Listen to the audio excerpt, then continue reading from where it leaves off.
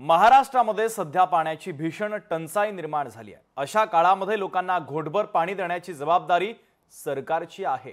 मात्र सरकारने दुर्लक्ष केल्यामुळे लोकांना पाण्यासाठी दाही दिशा भटकावं लागतंय। अशा या सगळ्या काळात फिरोज पठाण नावाचा माणूस उभा राहिला आणि लोकांचा पाण्याचा प्रश्न मिटला। पाहुयात जाती धर्माच्या भिंती झुगारत लोकांसाठी कसा निर्माण केलाय माणुसकीचा झरा या स्पेशल रिपोर्टच्या माध्यमातून।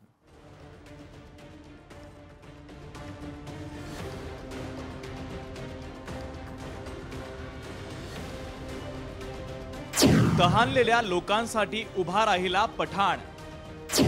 वाशिमच्या या भगीरथाकडून शिकायला हवं। जात धर्म न बघता लोकांची सेवा। वाशिम जिल्ह्यातलं हे आहे मालेगाव शहर। एक सामान्य वाटणारं पण सध्या असामान्य संकटाला सामोरं जाणारं शहर। उन्हाळ्याचा कडाका इतका वाढलाय की नळ बंद, टाक्या कोरड्या आणि लोकांची धावपळ सुरू आहे, एका हंड्यासाठी आणि एक घोट पाण्यासाठी।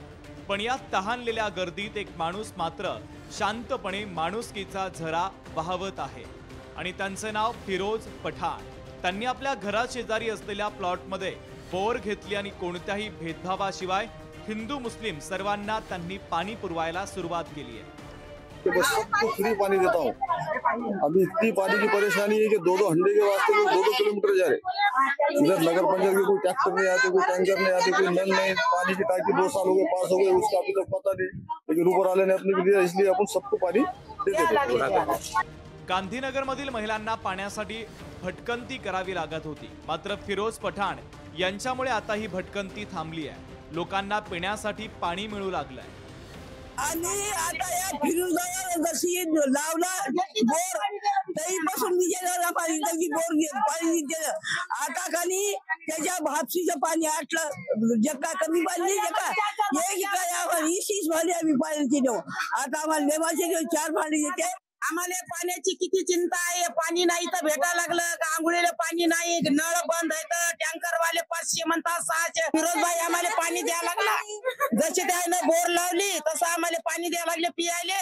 4-4 भांडे तो आम्ही पाणी पियायला लागलो, तर पाणी बी नाही आम्हाला पियायला।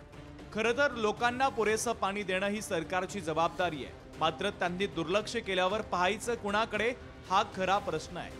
अशा वेळी फिरोज पठाण सारख्यांनी उभं राहणं ही काळाची गरज आहे। म्हणूनच धर्म जातीच्या भिंती पार करून फिरोज पठाण यांनी जे कार्य हाती घेतलंय त्याला लोकशाही मराठीचा मानाचा मुजरा। गोपाल व्यास, लोकशाही मराठी, वाशिम। लोकशाही मराठी ऐका, पहा, जागरूक रहा।